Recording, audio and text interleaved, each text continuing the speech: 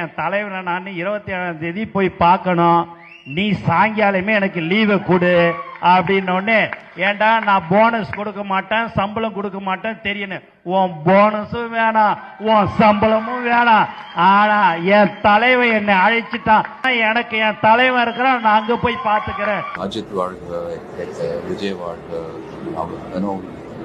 நீங்க எப்போ வாழ போறீங்க?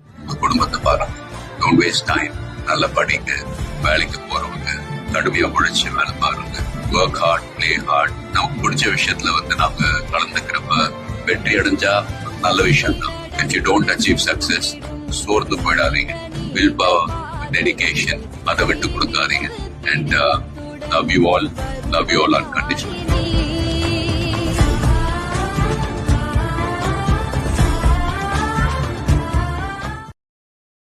Download ShareChat.